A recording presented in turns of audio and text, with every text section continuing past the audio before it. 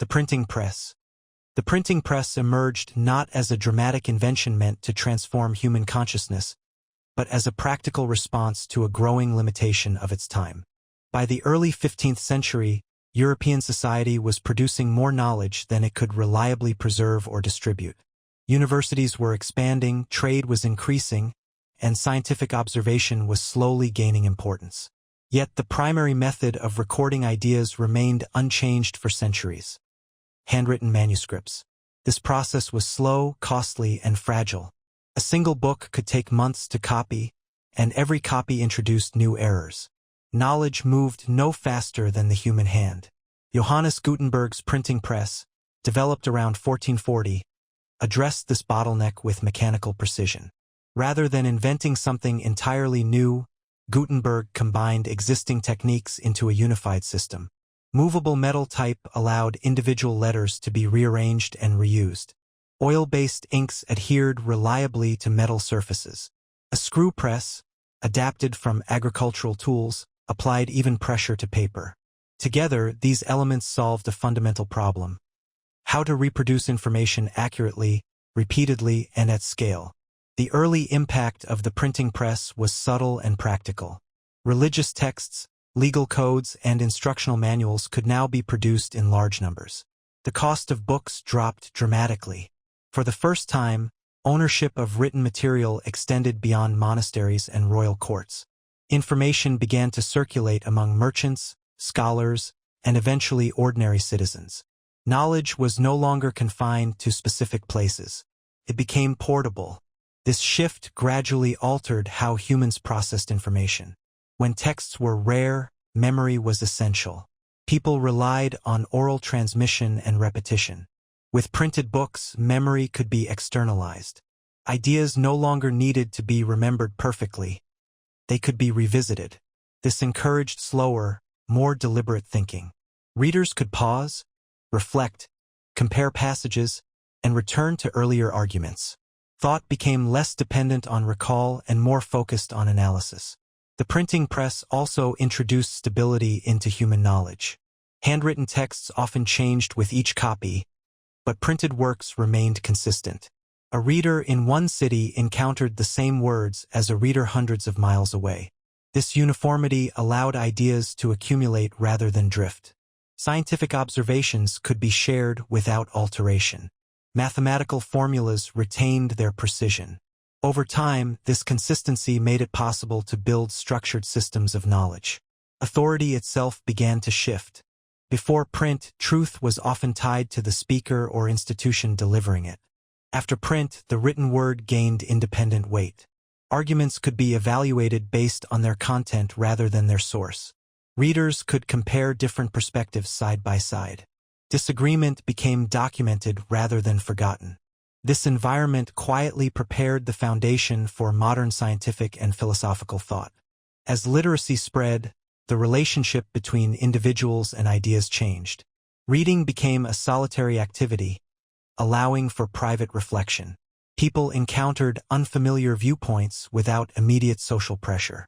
This fostered internal dialogue and critical examination. The mind became a place where ideas could exist independently of tradition or authority. The printing press did not impose new beliefs. Instead, it solved the problem of impermanence. Thoughts could now survive their creators. Knowledge became cumulative, historical, and increasingly self-aware. Each generation inherited not just stories, but recorded reasoning, experiments, and debates. Human thinking gained a memory that extended far beyond any single lifetime. By stabilizing information, the printing press quietly reshaped civilization. It slowed the loss of ideas, reduced distortion, and allowed understanding to deepen over time.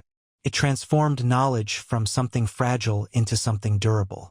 And once thinking could be preserved reliably, humanity gained the ability to build upon its own past with clarity and intention.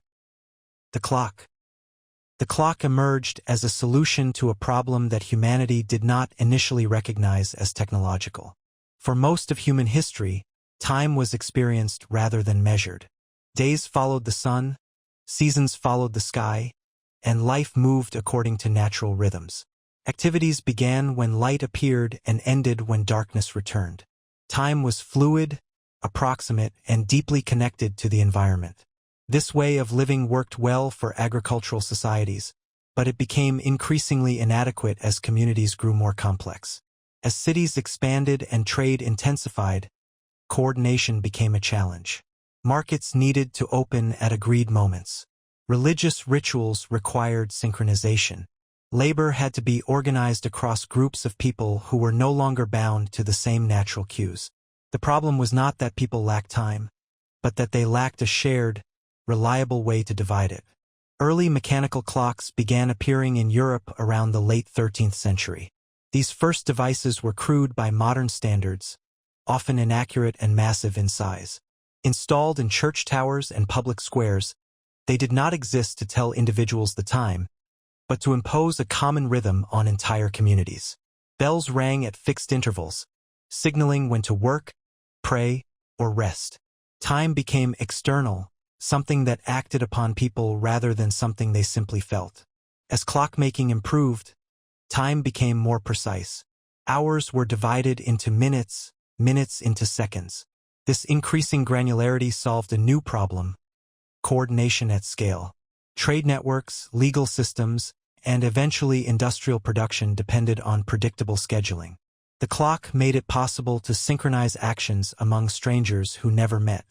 A shared timeline replaced shared location as the basis for cooperation. This shift quietly transformed human thinking. Time was no longer circular or seasonal. It became linear and segmented. Moments could be saved, wasted, lost, or optimized. Life began to feel measurable. People started to perceive their days not as continuous experiences, but as sequences of units. This encouraged planning, forecasting, and comparison. The future became something that could be prepared for rather than simply awaited. The clock also changed how people understood responsibility. Arriving late was no longer a vague inconvenience but a quantifiable failure. Productivity could be measured. Labor could be bought and sold by the hour. Over time, this led to a new mental framework in which human value became linked to time efficiency. The idea that time itself could be managed reshaped work, discipline, and self-perception. As clocks moved from public towers into homes and eventually onto wrists, time became internalized. People no longer needed bells to tell them when to act. They carried the rhythm with them. This constant awareness altered attention and behavior. Activities were no longer guided by completion, but by the clock's signal to move on. Even rest became scheduled. The clock did not create pressure intentionally. It solved the problem of coordination in an increasingly interconnected world. Yet in doing so, it transformed time from a background condition into a dominant structure of thought. Humans began to live inside measured time rather than alongside it. By turning time into something precise, shared, and unavoidable, the clock reshaped civilization. It allowed complex systems to function, societies to synchronize, and economies to expand. But more quietly, it changed how humans experienced their own lives, one unit at a time. The telegraph. The telegraph emerged as a solution to one of the most limiting problems of human civilization: the speed of information. For thousands of years, communication moved only as fast as a person, an animal, or a ship could travel. Messages were bound to physical transport. Empires rose and fell with delays measured in weeks or months. Decisions were made in isolation because real-time coordination across distance was impossible. Distance itself acted as a barrier to thought, power, and organization.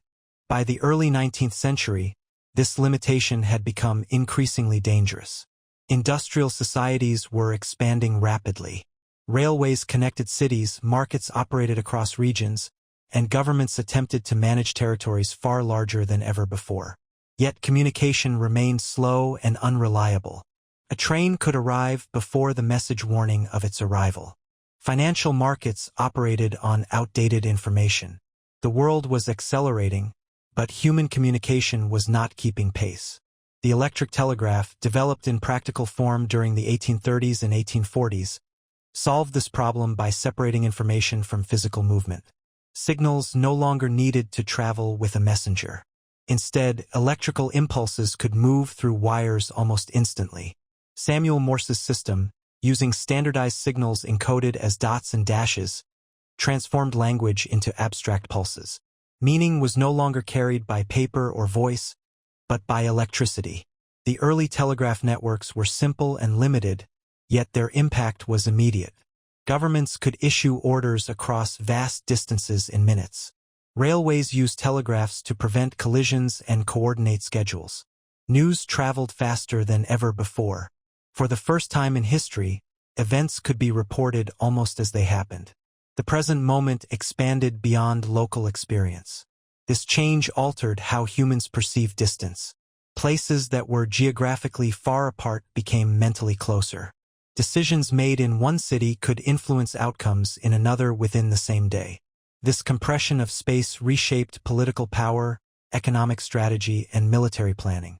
Control no longer required physical presence. Authority could be exercised remotely. The telegraph also transformed human thinking by forcing information into concise, efficient forms. Telegraph messages were expensive and limited in length. Every word mattered. This constraint encouraged a new style of communication. Brief, direct, and stripped of unnecessary detail. Over time, this influenced journalism, business language, and even personal correspondence. Thought became compressed to fit the medium. One of the most profound changes introduced by the telegraph was the emergence of synchronized time. To operate effectively, telegraph networks required standardized timekeeping across regions. Local time, once determined by the sun, became impractical. Railways and telegraph systems demanded uniform schedules. This led to the creation of time zones and a shared temporal framework. The world not only communicated faster, it began to exist on the same clock. The telegraph reshaped how information was trusted. Before it, news was often delayed and contextualized by distance. With near-instant transmission, raw facts could arrive without explanation or emotional framing. This sometimes created confusion, panic, or misinterpretation.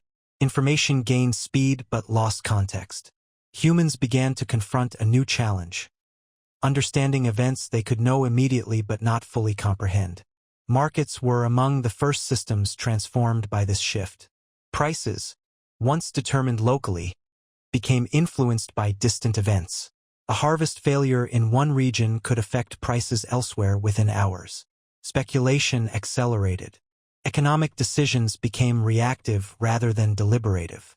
The telegraph did not invent financial volatility, but it amplified it by accelerating awareness. On a cognitive level, the telegraph introduced the idea that knowledge could be detached from experience. People learned about wars they had never seen, disasters they would never visit, and political decisions made far away. The mind began to process information abstractly, without direct sensory involvement. This marked a shift toward a more symbolic understanding of the world. Despite its power, the telegraph was not designed to connect people emotionally. Connected systems. It linked institutions, markets, and governments before it linked individuals. Yet by doing so, it laid the foundation for all future communication technologies. The concept that information could move independently of humans became normalized. Over time, the telegraph faded into the background as newer technologies emerged. But its influence remained embedded in the structure of modern thought. Instant communication became expected. Delays began to feel abnormal. The pace of decision-making increased. Silence across distance started to feel like absence rather than inevitability. The telegraph solved the problem of informational delay, but it also redefined what it meant to be present in the world. Humans no longer lived only where their bodies were. They lived where their messages could reach. And in doing so, the boundaries of human awareness expanded beyond geography, reshaping how civilization understood connection, control, and time itself. The telephone. The telephone emerged as a response to a limitation that became increasingly noticeable after the spread of the telegraph. While information could now travel instantly, it had lost something essential along the way. Messages were abstract, compressed, and stripped of tone. Meaning survived, but presence did not. Communication had become fast, yet distant. The problem was no longer speed, but human connection. In the late 19th century, growing cities, expanding businesses, and complex social structures required more than coded signals. Decisions depended on nuance. Emotions, urgency, hesitation, and reassurance mattered. Written messages, no matter how fast, could not fully convey these human elements. The need was not just to transmit information, but to restore the human voice across distance. Alexander Graham Bell's telephone, patented in 1876, addressed this gap. Instead of converting language into symbolic code, the telephone transformed sound waves directly into electrical signals and back again. The human voice itself became the message. This was a fundamental shift. For the first time, people could hear one another across vast distances as if separated only by space, not time. Early telephones were unreliable and limited in reach, but their psychological impact was immediate. The voice carried identity, emotion, and intention. Conversations regained spontaneity. Decisions could be negotiated rather than dictated. Silence, pauses, and tone once again became part of communication. Distance no longer meant emotional separation. As telephone networks expanded, they reshaped how humans organized their lives. Businesses could operate dynamically rather than through delayed correspondence. Problems could be resolved in minutes instead of days. Coordination became conversational. Authority softened as dialogue replaced instruction. The pace of interaction increased, but so did flexibility. The telephone also changed social thinking. Before it, most communication required physical presence or formal writing. Phone calls introduced informal, real-time interaction across distance. Relationships could be maintained without proximity. Families, friendships, and partnerships adapted to a new sense of closeness. The idea of being reachable began to take shape. Over time, the telephone altered expectations. Availability became assumed. Silence gained meaning. Not answering a call could signal absence, avoidance, or urgency. Time itself felt more immediate, as conversations could interrupt daily life at any moment. The boundary between private and public space began to blur. Cognitively, the telephone reinforced conversational thinking. Unlike written communication, spoken language is fluid and adaptive. People think differently when they speak. Ideas emerge in real time, shaped by response and reaction. The telephone encouraged improvisation rather than revision. Thought became more dynamic and less fixed. The technology also influenced how authority and trust were perceived. Hearing a voice created a sense of authenticity. Decisions made verbally felt personal, even when they were distant. This strengthened centralized coordination while maintaining the illusion of closeness. Power could now speak directly. As telephones entered homes, they became part of daily rhythm. Rings punctuated time. Life adjusted around the possibility of interruption. Communication shifted from scheduled to immediate. This constant potential for contact subtly trained the mind to remain alert, waiting, responsive. The telephone did not eliminate distance, but it redefined it. Physical separation remained, yet psychological distance shrank. People began to live in a world where presence was no longer tied to location. The voice bridged space effortlessly. By solving the problem of emotional absence in long-distance communication, the telephone changed how humans related to one another. It restored humanity to speed.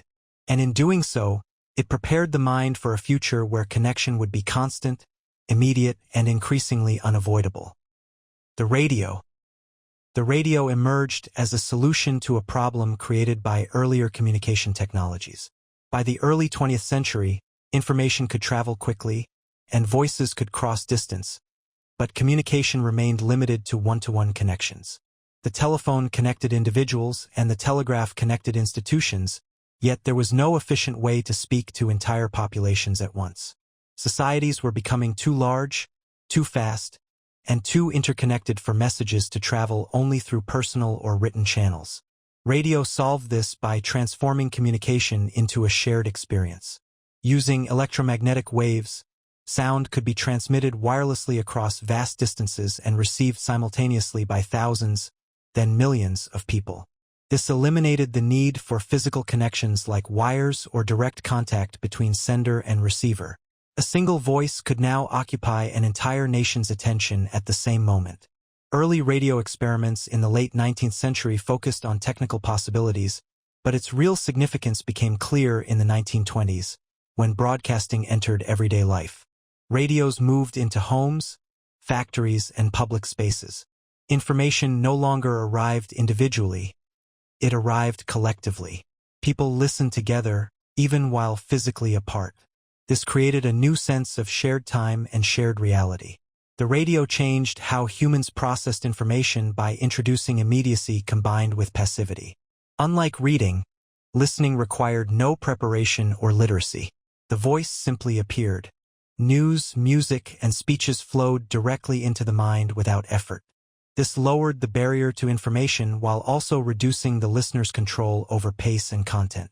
Attention became receptive rather than analytical. One of the most powerful effects of radio was its ability to create emotional synchronization.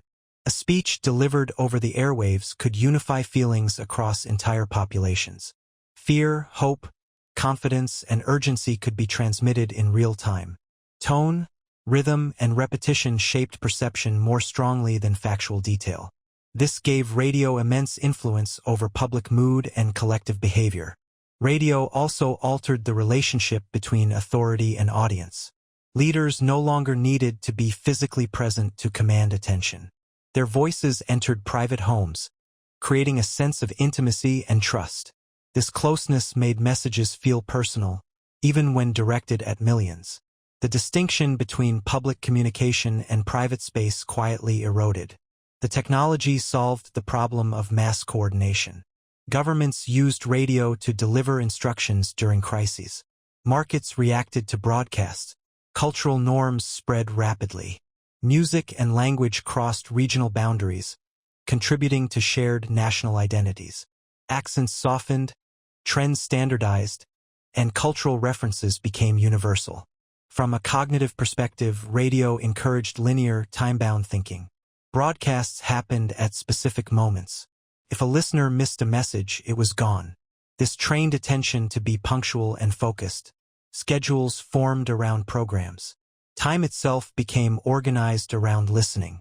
At the same time, radio introduced a one-directional flow of information. Unlike conversation, there was no immediate feedback.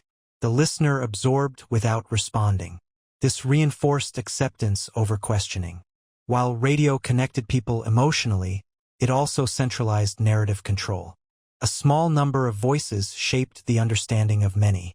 As radio matured, it became background rather than event. Sound filled silence. Homes were rarely quiet. This constant presence subtly altered mental space. Thoughts were accompanied by external voices, music, and commentary. Silence became optional rather than natural. Despite being overtaken by newer media, radio permanently changed how humans relate to information. It demonstrated that communication could be simultaneous, emotional, and immersive. It normalized the idea that reality could be experienced collectively through sound alone. By solving the problem of reaching many minds at once, radio reshaped public consciousness. It taught humanity to listen together, feel together, and react together, preparing the way for every mass medium that followed. Television. Television emerged as a response to the limitations of sound alone. By the mid-20th century, radio had already proven that voices could reach millions at once, shaping opinions and emotions across entire societies. Yet something remained missing. Sound could inform and persuade, but it could not show. Human perception is deeply visual, and without images, understanding remained incomplete. The problem television solved was not access to information, but the absence of visual presence.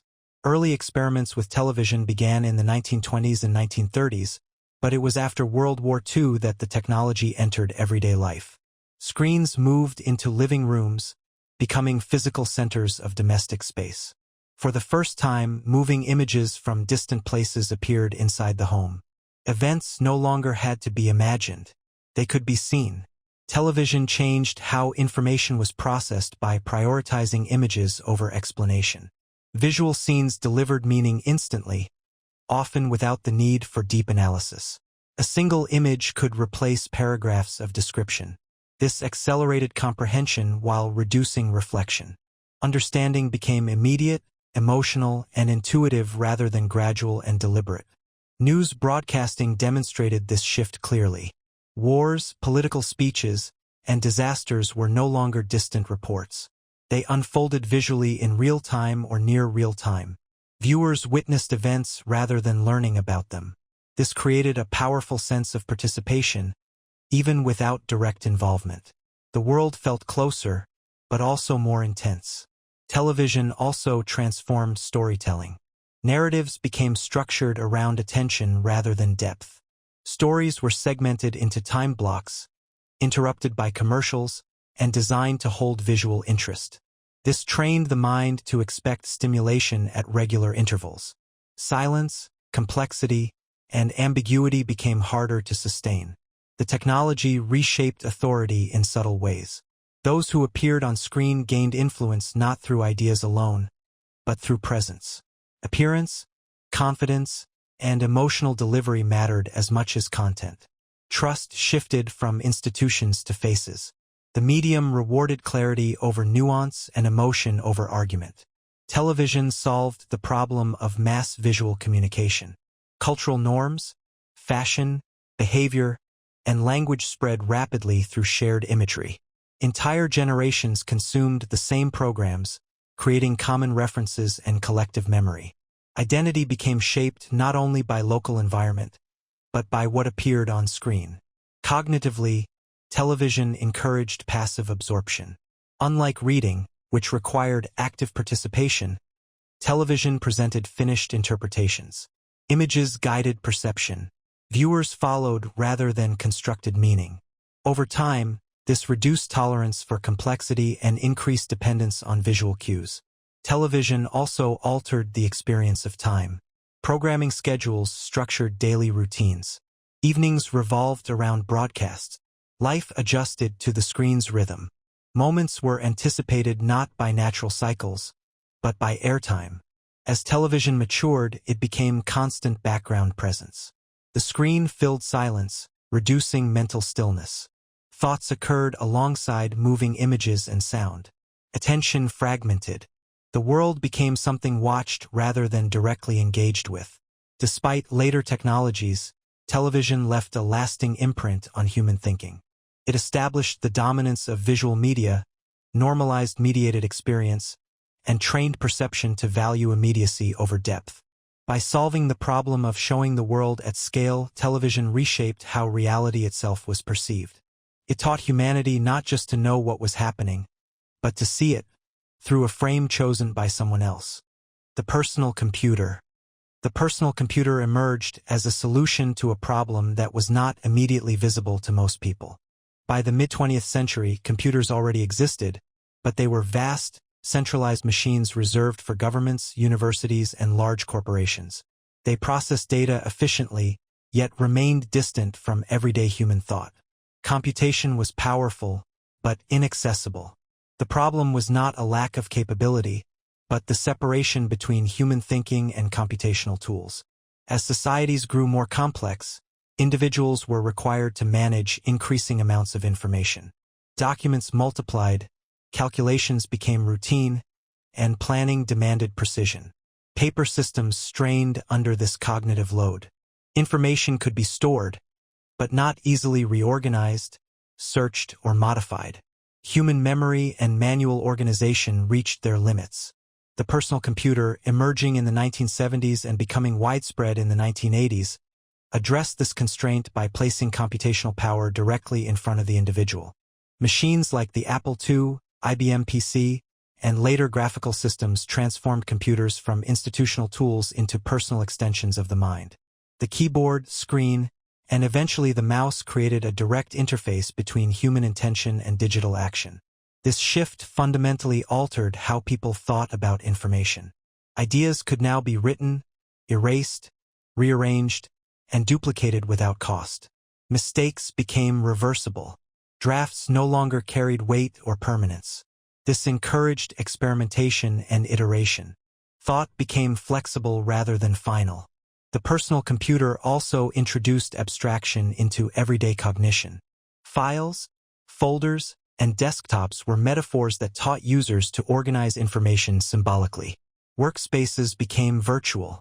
People learned to navigate invisible structures, strengthening a form of spatial reasoning disconnected from physical space. Computation changed problem-solving itself. Tasks that once required careful manual effort became automated. Spreadsheets replaced ledgers. Word processors replaced typewriters. Calculations became immediate. This shifted mental effort away from execution and toward planning and interpretation. Humans began to think in terms of systems rather than steps. The computer also altered the relationship between time and work. Tasks could be paused, resumed, and revised endlessly. Productivity became measured by output rather than duration. The boundary between working and thinking blurred. Ideas could be captured instantly, stored indefinitely, and revisited without loss. Personal computers encouraged individual autonomy. People could create, design, calculate, and model independently. Creativity became less dependent on institutions. Knowledge production decentralized. The machine did not dictate content. It provided structure. Humans supplied intention. Cognitively, the computer trained the mind to expect responsiveness. Commands produced immediate results. Delays felt abnormal. This reshaped patience and expectation. Interaction became dialogue-like, even though the machine did not understand. Humans adapted to thinking in inputs and outputs. Over time, computers became environments rather than tools. Work, communication, and creativity occurred inside screens. Mental focus shifted inward toward digital space. Reality became partially mediated by interfaces. The personal computer did not replace human thinking. It amplified it by externalizing memory, calculation, and organization. By solving the problem of cognitive overload, it allowed thought to scale. And in doing so, it quietly redefined what it meant to think, create, and work as an individual in a digital world. The Internet. The Internet emerged as a solution to a problem created by the very success of computers. By the late 20th century, personal computers had become powerful tools for storing and processing information, but they remained isolated. Data lived on individual machines, trapped within physical boundaries. Knowledge could be created and saved, yet sharing it remained slow, fragmented, and inefficient. The world was generating more information than ever, but it existed in disconnected islands. The early foundations of the Internet were not built for convenience or entertainment, but for resilience. During the Cold War, researchers sought a communication system that could survive partial destruction and continue operating without a central point of failure. This led to the development of packet switching networks, where information was broken into small pieces and routed independently. Instead of relying on a single path, data could find its way through many routes. Reliability replaced fragility. As networks expanded through universities and research institutions in the 1970s and 1980s, a new principle emerged: openness. Standardized protocols allowed different machines to communicate regardless of manufacturer or location. This solved the problem of compatibility. Computers could now speak a common language. Information was no longer bound to specific systems. The true transformation occurred in the 1990s with the rise of the World Wide Web. Suddenly, information became navigable. Hyperlinks connected documents into a vast, nonlinear structure. Knowledge was no longer consumed in fixed sequences. Users could move freely, following interest rather than order. This reshaped cognition. Thinking became associative rather than linear. The Internet also solved the problem of distribution. Publishing no longer required permission, capital, or physical infrastructure. Anyone could share ideas globally at minimal cost. This democratized information while also overwhelming attention. The barrier to entry disappeared, but so did traditional filters. Human memory adapted accordingly. Instead of remembering information itself, people began remembering where to find it. Search replaced recall. This externalization of memory changed learning strategies, prioritizing access over retention. Socially, the internet redefined presence. Communication became asynchronous and persistent. Messages could be sent without immediate response, stored indefinitely, and read across time zones. Identity became partially detached from physical space. Communities formed around shared interests rather than geography. The internet accelerated feedback loops. Trends emerged, spread, and disappeared rapidly. Opinion shifted in real time. This constant motion trained the mind to expect immediacy. Delays felt unnatural. Patience shortened. Economically and culturally, boundaries dissolved. Markets operated continuously. Information crossed borders without friction. Local events gained global visibility. The world felt smaller yet more complex. Cognitively, the internet introduced fragmentation. Attention split across multiple streams. Depth competed with breadth. Yet it also enabled unprecedented synthesis. Ideas from distant fields could collide, recombine, and evolve. The internet did not create human curiosity. It removed obstacles to it. By solving the problem of isolation, it transformed the human mind into a node within a global network. Constantly connected, constantly informed, and constantly adapting to a world where information never truly rests. Search engines. Search engines emerged as a solution to a problem created by the explosive growth of the internet itself. As the web expanded through the 1990s, information multiplied at a rate no human system could organize manually. Websites appeared faster than they could be cataloged. Knowledge was abundant, but effectively invisible. Finding specific information required patience, technical skill, or prior knowledge of where to look. The problem was no longer access to information, but orientation within it. Early attempts to organize the web relied on directories curated by humans. These systems quickly failed under scale. The internet was too vast, too dynamic, and too decentralized to be mapped by editorial control. A new approach was required, one that treated information not as a library, but as a constantly shifting landscape. Search engines addressed this challenge by transforming information into data that could be indexed, ranked, and retrieved algorithmically.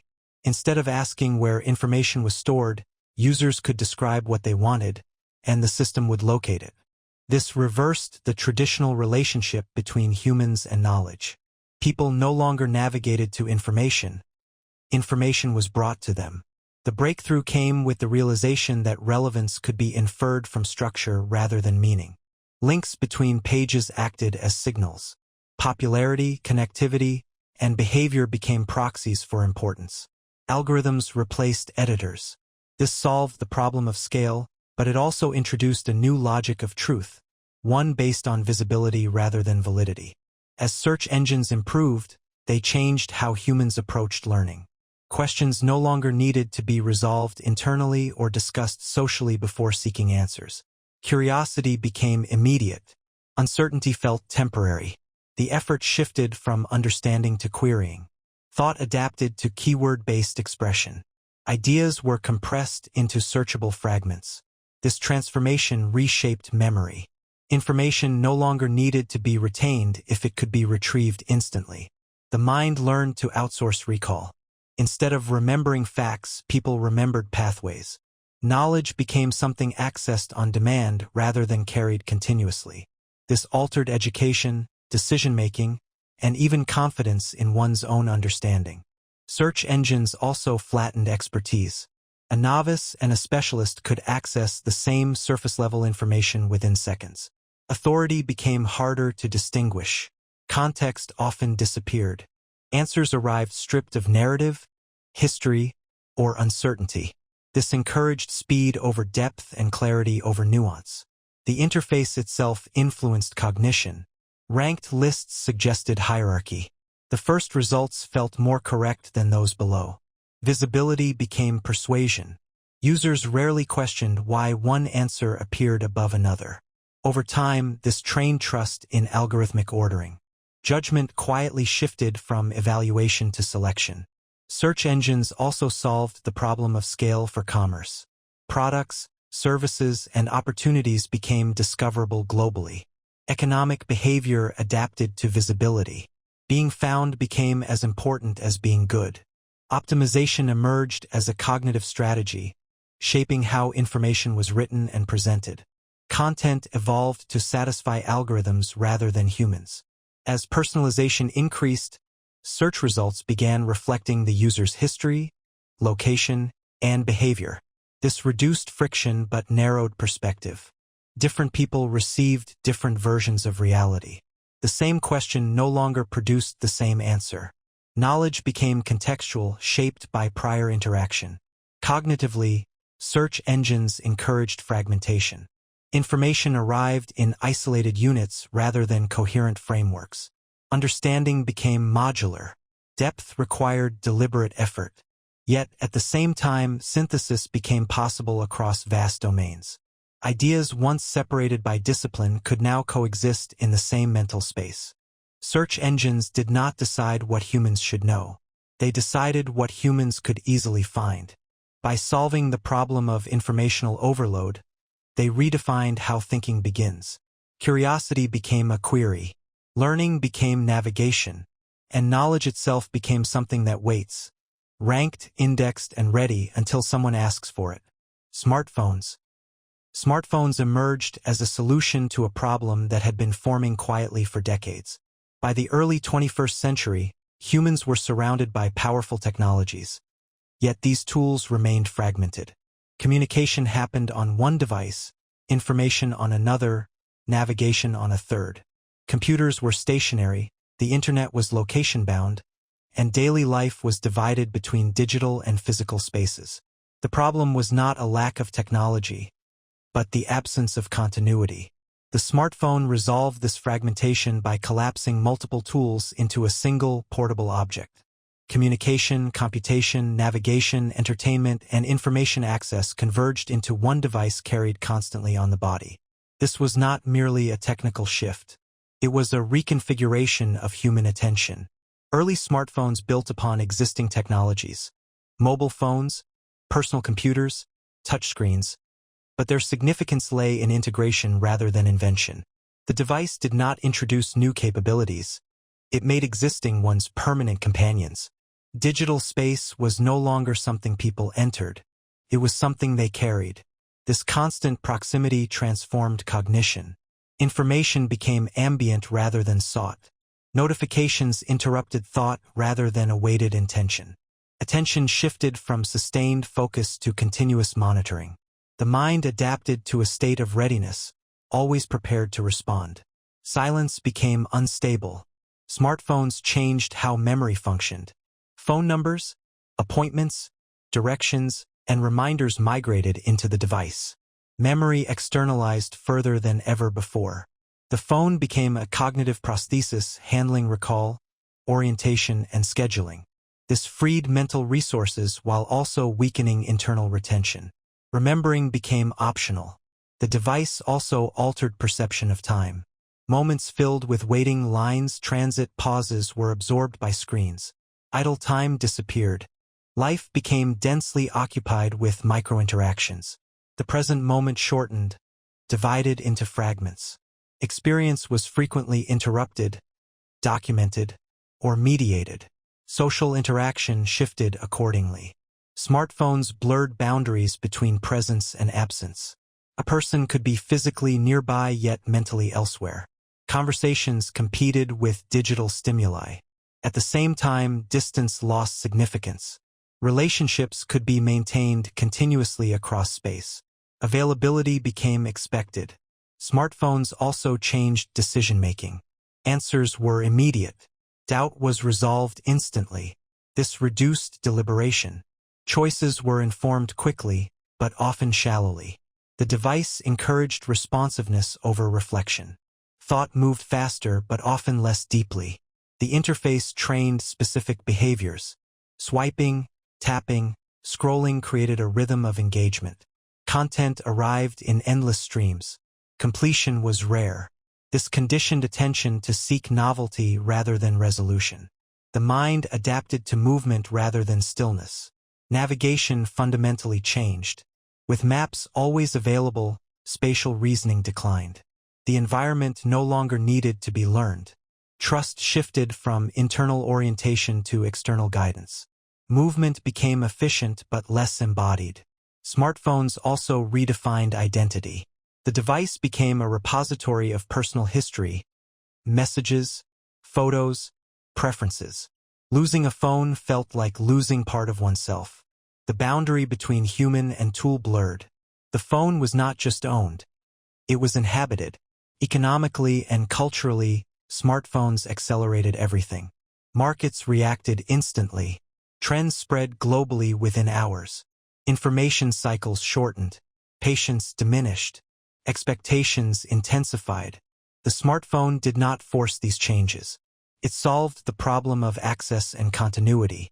Yet by making the digital world permanently present, it reshaped how humans allocate attention, experience time, and engage with reality. Thinking did not slow down or speed up. It fragmented.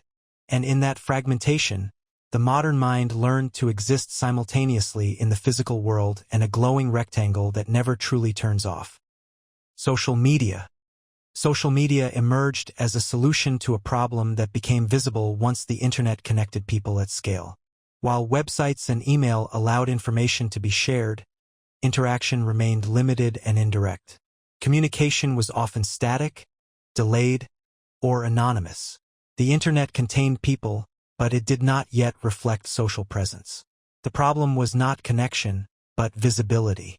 Social media platforms addressed this by turning identity itself into content. Instead of visiting separate sites or sending private messages, individuals could now exist in a shared digital space where actions, thoughts, and reactions were continuously displayed. Profiles, timelines, and feeds transformed users from passive consumers into persistent participants. Presence became observable. Early social networks focused on reconnecting people across distance. Over time, they evolved into systems designed around interaction rather than communication. Likes, comments, shares, and followers created measurable signals of attention. Social behavior, once implicit and fleeting, became explicit and quantified. This shift altered how humans thought about themselves. Identity became something performed rather than simply lived. Actions gained visibility beyond their immediate context. The awareness of being observed shaped expression. Thought increasingly passed through an internal filter, how it would appear to others. Reflection became public-facing. Social media also changed how value was perceived. Attention became currency. Visibility signaled importance. Popularity felt measurable and comparative. This introduced a new cognitive framework in which success was defined by engagement metrics rather than depth or longevity. Short-term reaction often outweighed long-term meaning. The platforms solved the problem of distribution. Ideas, images, and opinions could spread instantly through networks without formal channels. This democratized expression, but also intensified competition for attention. Content adapted to algorithms rather than understanding. Communication became optimized for reaction. Emotion played a central role. Social media rewarded immediacy and intensity. Subtlety traveled poorly. This shaped thinking patterns toward polarization and simplification. Complex ideas were compressed. Nuance was sacrificed for shareability. Time perception shifted as well. Feeds had no natural end. Content refreshed endlessly. The present moment extended indefinitely, filled with updates that replaced one another without closure. This trained the mind to scroll rather than conclude, to sample rather than absorb. Social comparison intensified. Users were exposed to curated representations of others' lives. Context disappeared. Success appeared constant, failure invisible. This influenced self-assessment and expectation. Reality became filtered through selective visibility. At the same time, social media dissolved traditional boundaries. Private thoughts entered public space.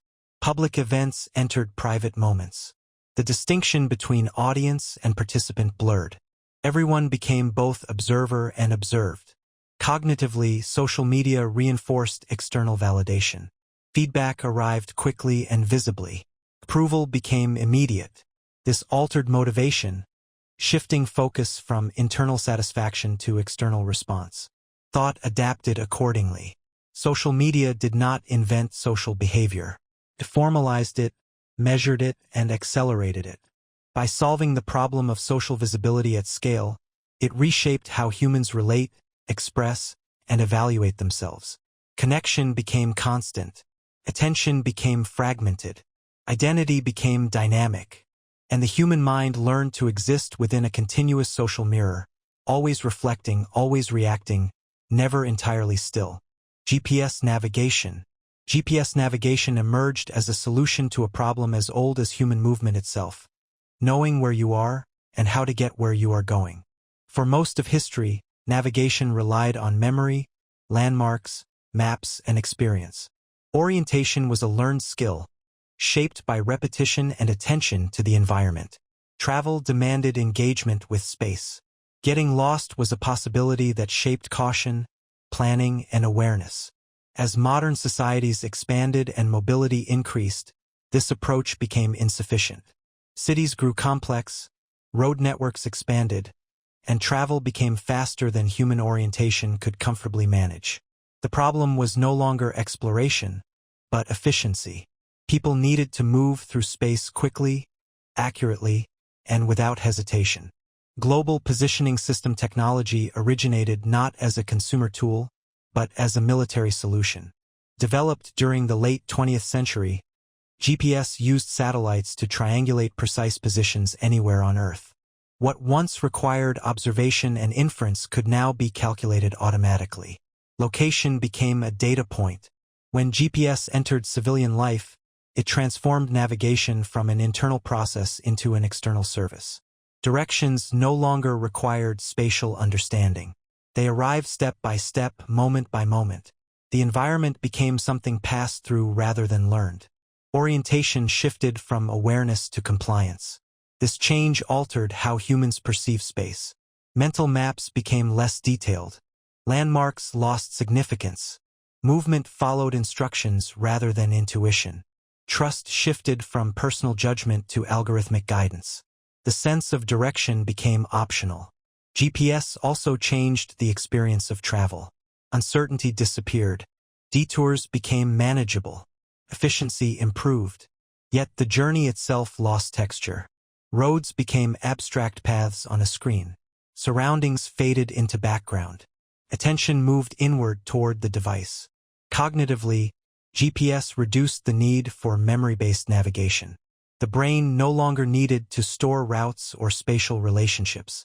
This freed mental resources while also weakening spatial reasoning skills. The ability to orient declined through disuse. Time perception shifted as well. Travel became optimized for speed rather than experience. Routes were chosen for efficiency, not familiarity. Distance felt shorter. Space became compressed. GPS also altered decision-making. Choices were delegated. The system suggested optimal paths. Human agency narrowed. Deviating felt like error rather than exploration. Obedience replaced curiosity. On a broader scale, GPS enabled coordination at unprecedented levels. Logistics, emergency response, and infrastructure depended on precise location data. Movement became predictable and manageable. Space turned into information. The technology solved the problem of uncertainty in navigation. But by externalizing orientation, it changed how humans relate to their environment. The world became less mysterious, but also less memorized. GPS did not remove the need to move. It removed the need to understand where one is. And in doing so, it quietly reshaped the human sense of space, making direction something delivered, not discovered. Algorithms and recommendation systems. Algorithms and recommendation systems emerged as a solution to a problem created by abundance. By the early 21st century, humans were no longer struggling to access information, products, or content. They were overwhelmed by it. The internet offered more articles than anyone could read, more videos than anyone could watch, and more choices than anyone could reasonably evaluate. The problem was not scarcity, but overload. Early digital systems treated users uniformly. Everyone saw the same lists, the same catalogs, the same front pages. As platforms grew, this approach became inefficient. Too much content remained unseen. Attention scattered. Engagement declined. Systems needed a way to decide what mattered to each individual without requiring conscious effort from the user. Algorithms solved this by observing behavior. Every click, pause, scroll, and choice became data. Instead of asking people what they wanted, systems inferred preference from action. Patterns replaced intention. Over time, this allowed platforms to predict what a user was likely to watch, read, buy, or listen to next. Recommendation systems did not understand meaning. They understood correlation. If many people who watched one video also watched another, a relationship was formed. If a user lingered on certain content, it gained weight. Relevance became statistical rather than semantic. This approach scaled effortlessly, solving the problem of personalization across billions of users. As these systems improved, they changed how humans encountered information. Choice became guided. Options appeared pre-filtered. The effort of searching diminished. Discovery felt effortless, even passive. Content arrived without being requested. The future action was suggested before intention fully formed. This reshaped cognition. Decision-making shifted from evaluation to selection. Instead of asking, "What do I want?" users responded to what was presented. Preference became reactive. The mind adapted to curated streams rather than open landscapes. Attention followed paths shaped invisibly by prior behavior. Recommendation systems also altered the perception of neutrality. Suggestions felt helpful, even objective. Yet every recommendation reflected past actions, reinforcing existing tendencies. Novelty became conditional. Difference appeared gradually rather than abruptly. Over time, exposure narrowed. The familiar felt comfortable, the unfamiliar less visible. This created feedback loops.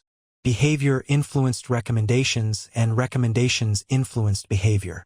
Interest solidified. Patterns stabilized. The system did not force choices, but it made some choices easier than others. Thinking followed paths of least resistance. Time perception changed as well.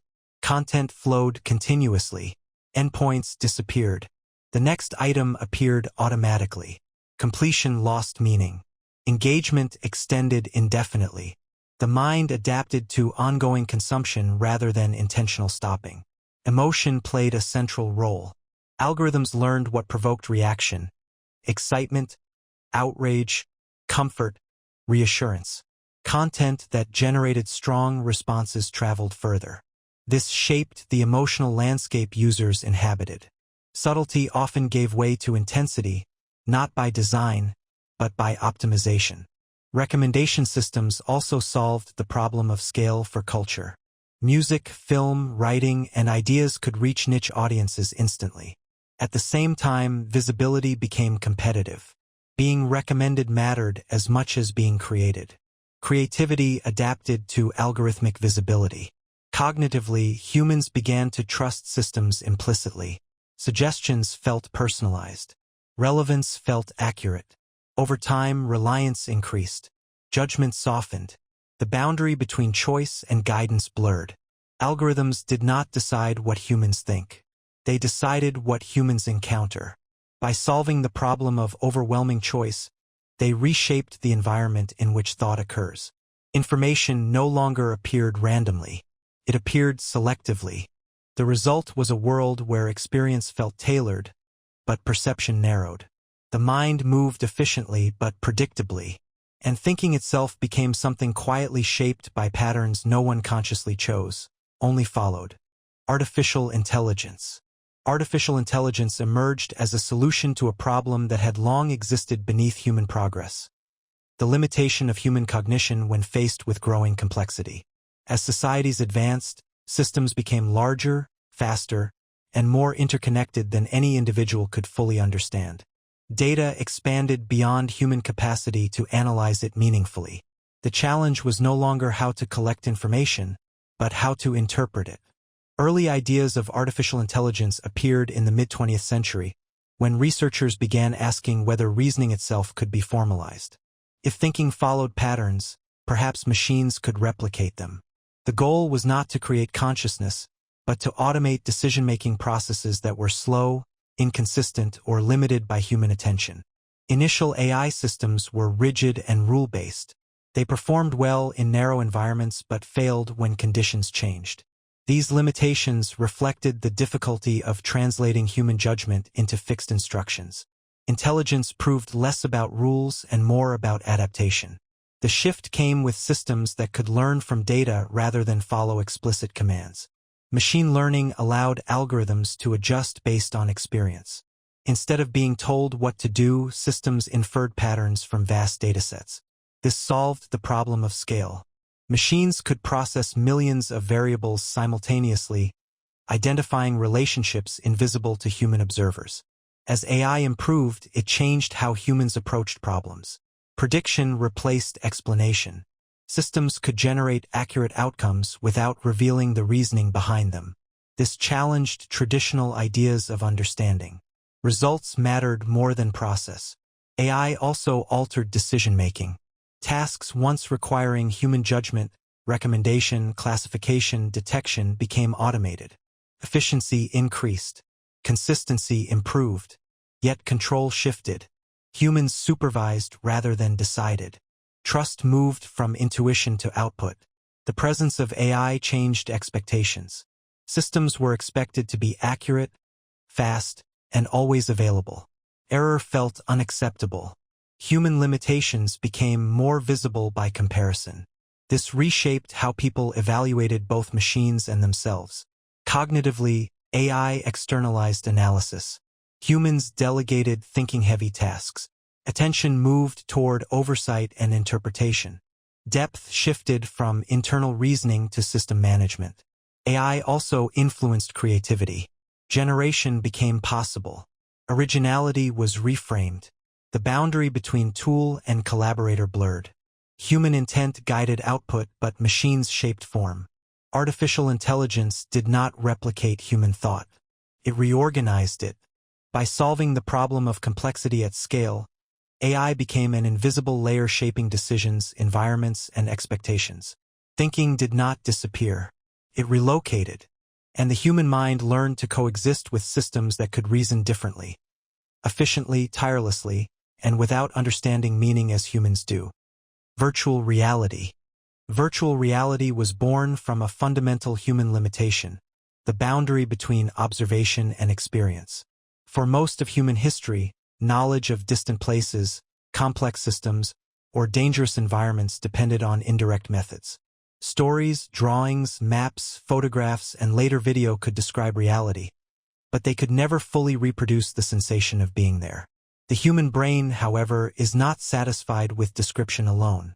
It learns most deeply through presence, movement, and interaction. Virtual reality emerged as an attempt to close this gap.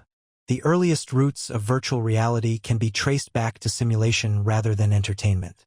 Military and aviation training revealed a critical insight. People learn faster and retain more information when they experience situations instead of memorizing procedures. Flight simulators demonstrated that a convincing illusion of space, motion, and consequence could train the brain almost as effectively as real flight, without the associated risks. This was not about realism for its own sake. It was about reproducing perception. As computing technology advanced, the goal of virtual reality expanded beyond simulation. Engineers, scientists, and designers began asking a deeper question. If the brain constructs reality from sensory input, could those inputs be replaced entirely? Vision, sound, and motion are not passive recordings of the world. They are interpreted signals. By controlling those signals, virtual reality aimed to control experience itself. Head-mounted displays became the gateway. By placing screens directly in front of the eyes and tracking head movement in real time, systems could replace the visual world with a synthetic one. Motion tracking ensured that when the user moved, the virtual environment responded instantly. Spatial audio reinforced the illusion by anchoring sound to position and distance. The result was not merely a digital image, but a coherent sensory environment. What made virtual reality truly transformative was not visual fidelity, but presence. Presence is the psychological state in which the brain accepts the virtual environment as the current reality. When presence is achieved, the body reacts instinctively. Heights provoke fear. Confined spaces create tension. Open landscapes produce calm. These reactions occur even when the conscious mind knows the environment is artificial. The brain prioritizes perception over logic. Time behaves differently inside virtual reality. Without external reference points, attention becomes highly focused. Minutes can feel like seconds, or hours can pass unnoticed. This temporal distortion reveals how strongly perception shapes experience. When sensory input is tightly controlled, the mind loses its usual anchors to the outside world. Learning within virtual reality follows a different pathway than traditional education. Instead of translating abstract symbols into mental models, users interact directly with systems. A structure can be walked through. A process can be observed from the inside. Cause and effect become spatial and intuitive. This reduces cognitive load and increases retention. Knowledge becomes embodied rather than memorized. Virtual reality also reshapes emotion. Because experiences feel real, emotional responses carry genuine weight. Empathy increases when users inhabit another perspective. Calm can be induced through controlled environments. Fear can be simulated safely. This emotional realism gives VR power far beyond traditional media, which relies on observation rather than participation. The sense of self changes within virtual spaces. The body becomes flexible. Users may inhabit avatars that differ in size, shape, or identity. Over time, the brain adapts to these representations. This reveals that the sense of self is not fixed, but constructed from sensory feedback and expectation. Virtual reality exposes how malleable identity can be. Despite its power, virtual reality does not replace physical reality. Instead, it expands the range of possible experiences. It allows humans to visit environments that do not exist, revisit those that no longer do, and explore those that cannot be reached. It turns experience into something that can be designed, shared, and repeated. In doing so, virtual reality challenges the traditional boundaries between real and artificial. If perception defines reality, then any environment that produces consistent, convincing perception becomes real to the mind. Virtual reality does not deny the physical world. It reveals how deeply reality itself depends on interpretation. Ending. Throughout this journey, we have seen how technologies did more than solve practical problems. They quietly reshaped how humans perceive time, space, information, and even themselves. Each invention changed not only what people could do, but how they thought, learned, remembered, and connected with the world. Step by step, these technologies formed the mental environment modern humanity lives in today. If this story helped you see familiar technologies from a deeper perspective, please support the channel by liking this video. Subscribe if you enjoy calm, thoughtful explorations of science, technology, and human understanding. Your comments are always welcome. Share your thoughts, reflections, or how these technologies have influenced your own way of thinking. Feel free to share this video with others who enjoy slow, reflective storytelling. Thank you for spending this time here. I wish you peace, clarity, good luck, and of course, sweet dreams.